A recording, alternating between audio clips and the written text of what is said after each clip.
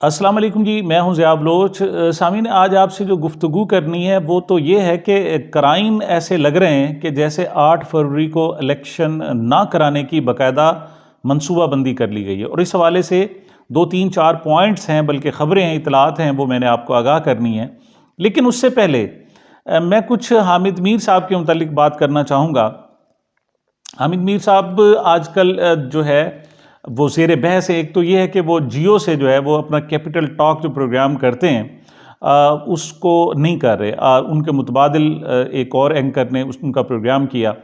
इस हवाले से फिर र्यूमर्स क्रिएट हो जाती हैं। तो दो इतलात हैं। एक तो ये है कि उनको कुछ अरसे के लिए जबरी तौर पर ऑफ एयर कर दिया गया है, और दूसरी इतला ये है कि नहीं, वो अपने वीकली जो वेकेशंस होती हैं, एनुअल वेकेशंस होती हैं, सालाना छुट्टियां गुजारने के लिए शायद वो मैं भी पाकिस्तान में हूँ, लेकिन जियो से 2 हफ्ते के लिए वो छुट्टी पर हैं। उनके हवाले से एक ये भी बात थी कि पिछले दिनों उन्होंने साबिक सदर आसिफ जरदारी साहब को एक इंटरव्यू किया था। 2 घंटे का इंटरव्यू था, वो भी बड़ा ज़ेर बहस आया था। जिसके बाद उनके साहबजादे बिलावल भुट्टो से बल्कि ठन गई थी और वो जनाब नाराज़ हो गए, दुबई चले गए। खैर, मामला वो सेटल हो गया। हामिद मीर साहब के हवाले से छोटी सी लेकिन मिन्यूट सी बात मैं आपसे करना चाहता हूँ, जो कम से कम मेरे दिल को तो लगी है, और जो मेरे दिल को लगती है मैं आपके सामने रख देता हूँ। आपको पता है वो आपको भी अच्छी लगती है। यही वजह है कि आप माशाल्लाह उसकी पजीराई देते हैं, आप मेरी बात को सुनते हैं। बात क्या थी कि मैं असल में आपको पता है सोशल मीडिया का दौर है, तकरीबन सारे के सारे जितने भी सीनियर साफ़ी हैं वो यूट्यूब पर आ चुके हैं। यानी अंसार अब्बासी साहब से लेकर और नीचे मतलब सारे लोग, मुनीब वगैरह सारे इस पर आ चुके।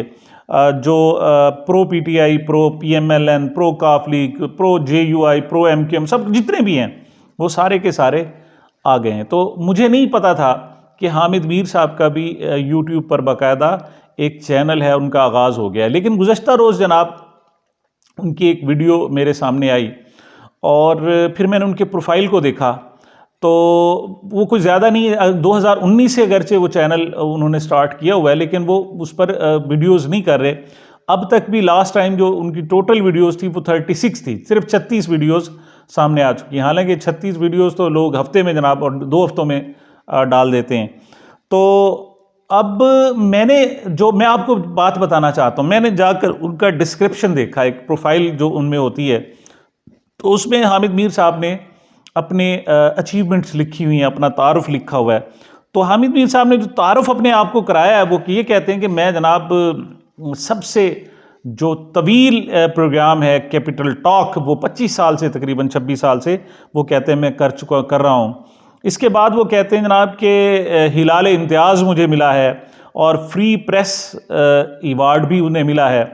अच्छा, और आपको पता है ये जियो जो हम हुकूमती तकरीबन रहा है, तो उन्होंने इमरान खान साहब के और जनाब नवाज शरीफ साहब के, आसिफ जरदारी साहब के इंटरव्यू की मैंने बात की, बेनज़ीर भुट्टो साहिबा के इंटरव्यू, बहुत सारे इंटरव्यूज़ उन्होंने किए हुए हैं।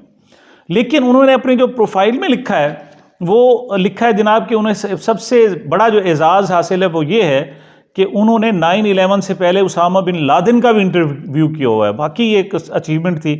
अगरचे वो उस वक्त औसाफ में होते थे, उस वक्त रोज़ाना जंग या जियो में नहीं होते थे, वो कुछ अरसे के लिए वो जाते हैं। बहरहाल ये जो एजाज़ था वो रोज़नामा औसाफ के हिस्से में आया था।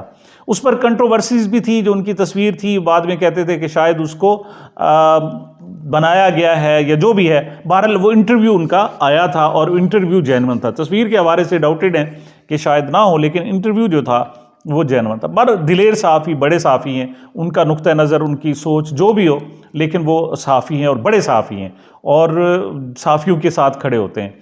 तो उन्होंने जो प्रोफाइल लिखी, अब मैं आखिरी बात पर, ये सारी तमहीद के बाद मैं आखिरी बात आपको बताना चाहता हूँ। वो कहते हैं उसामा बिन लादेन के अलावा उन्होंने 9 बंदों के कहा है जी कि उन्होंने इंटरनेशनल लीडर जो हैं, वर्ल्ड लीडर जो हैं, उनके इंटरव्यूज़ किए हुए हैं। उनमें नाम लिखते हैं, वो कहते हैं जनाब जॉन कैरी अमरीकी नायब सदर, हिलरी क्लिंटन सदर क्लिंटन की बीवी अहलिया थी और साथ अमरीकी वज़ीर ख़ारजा, टोनी ब्लेयर जनाब बरतानवी साहब ज़रा टोनी ब्लेयर वज़ीर आज़म, कोलन पावल भी आपको पता है अमेरिका के वज़ीर ख़ारजा रह चुके हैं, नेल्सन मंडेला बहुत बड़ी शख्सियत, उसका इंटरव्यू करना बहुत बड़ा एजाज़ है जनाब। और महमूद अहमदी नियाद का भी वो कहते हैं इंटरनेशनल लीडर्स में उन्होंने नाम लिखा है, 6ठा नंबर। ईरानी सदर, साबिक ईरानी सदर यासिर अरफात, पैलेस्टीनियन लीडर, माशाल्लाह ग्रेट। और उनमें वो कहते हैं जनाब कि इमरान खान का नाम उन्होंने लिखा है और शमून पेरीज का भी नाम लिखा है जनाब। ये 9 नाम लिखे हैं, उसामा बिन लादेन 10वां है। तो सवाल ये पैदा होता है कि क्या बेनज़ीर इंटरनेशनल लीडर नहीं थी? क्या आसिफ जरदारी साहब इंटरनेशनल लीडर नहीं है? क्या नवाज शरीफ साहब इंटरनेशनल लीडर नहीं है? शहबाज शरीफ के उन्होंने इंटरव्यू किए, वो इंटरनेशनल लीडर नहीं है।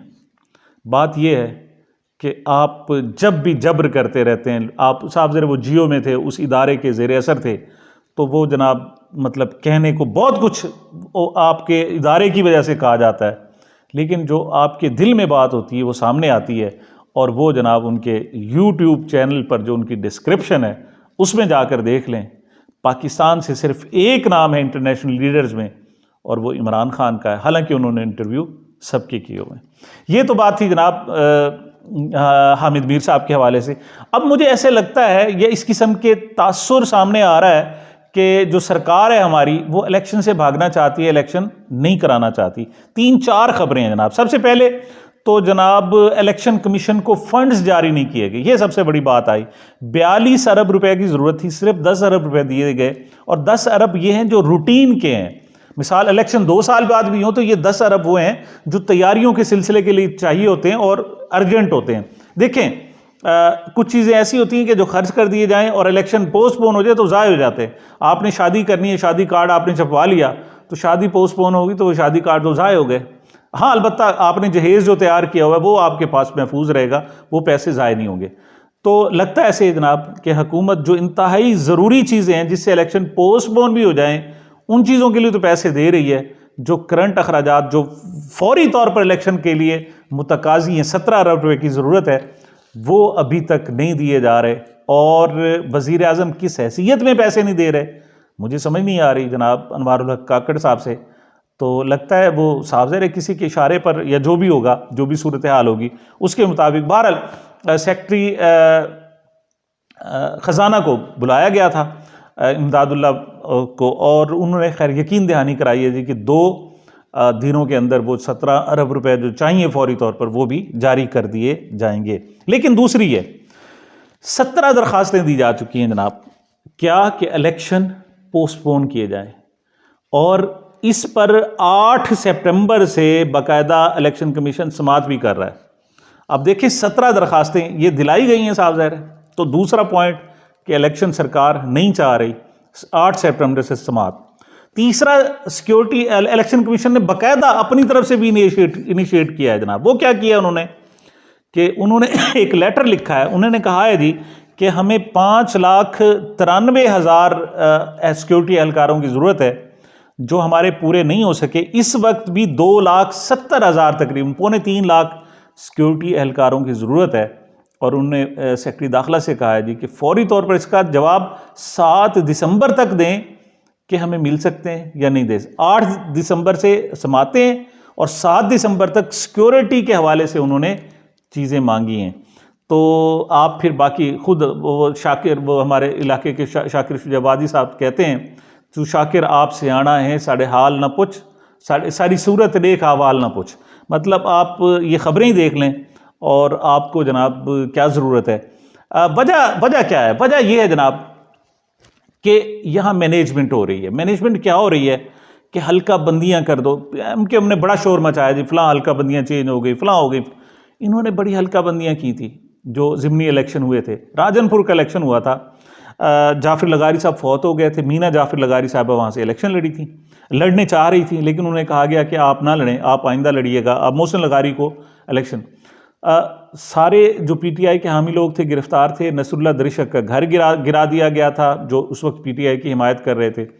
लेकिन उसके बावजूद ख्याल था कि 30,000 से जनाब ये नून लीग जीत जाएगी।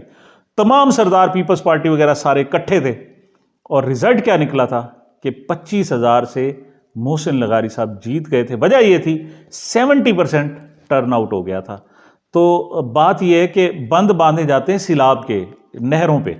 जब सुनामी आ रहा हो तो फिर बंद नहीं बांधे जा सकते। और अब इनको एहसास हो गया है कि ख़ास तौर पर कल की मुलाकात जो हुई है, वो जो इमरान खान साहब से सहाफ़ियों की इंटरेक्शन है, उसने डरा दिया इन्हें, यकीन करें। मुझे लगता है ऐसे है कि इनसे बंद नहीं बांधे जा रहे, अब लिहाजा बड़ा सीरियसली सोचा जा रहा है कि इलेक्शन को किस तरीके से आगे ले जाएं। होता क्या है ये देखेंगे। आखिर में एक चुटकुला सा मैं आपको सुनाना चाहता हूँ। वो कहते हैं जनाब, आज मतलब पीर के दिन जो है वो टोटल मुलाकात जो इमरान खान साहब से 120 दिनों बाद मुलाकात थी, 9 मिनट का इंटरेक्शन था, वही सारा डिस्कस होता रहा छोटी छोटी बातों पर। तो जनाब बिलाल साहब हैं, वो कहते हैं कि वहाँ एक बड़ी दिलचस्प सूरत हाल हुई। आपको पता है कि अदालत में सहाफ़ियों को तो फिर बुलाया 7-8 लोगों को, तो वहाँ पर पब्लिक की नुमाइंदगी के लिए कुछ लोग बैठे हुए हैं जो बाहर से नहीं आते, वो वहीं से लगता है जी अरेंज कर लिए जाते हैं, क्योंकि सहाफ़ी कहते हैं कि वो लोग बाहर से ना आते हैं ना उनको जाते हुए देखा गया, वहाँ के लोग हैं। और कुछ बहुत से लोग कहते हैं जी वो एजेंसियों के आदमी, सिक्योरिटी एजेंसियों के आदमी हैं। तो कहते हैं जी इमरान खान साहब जब आए ना, जब उन्होंने एक बड़े जज्बात में वो कह रहे थे कि मुझसे लिखवा लो, पीटीआई इस मरतबा लाजमी जीतेगी, जब उन्होंने कहा जी ना कि पीटीआई ही लाजमी जीतेगी, तो कहते हैं जी वो जो पब्लिक की नुमाइंदगी के लिए बैठे हुए थे उनमें से 4-5-7 लोगों ने कहा जी इंशाअल्लाह। तो सिर्फ वो नहीं होते ना, उनके अफसर भी साथ होते हैं। तब जब उनकी तरफ से इंशाअल्लाह का जवाब आया तो उन्होंने ऐसे आंखें देखी, उन्होंने कहा तुम, तो वो जनाब वो फौरन सहम गए, लेकिन लफ्ज़ जो था इंशाअल्लाह वो उनके मुंह से निकल चुका था।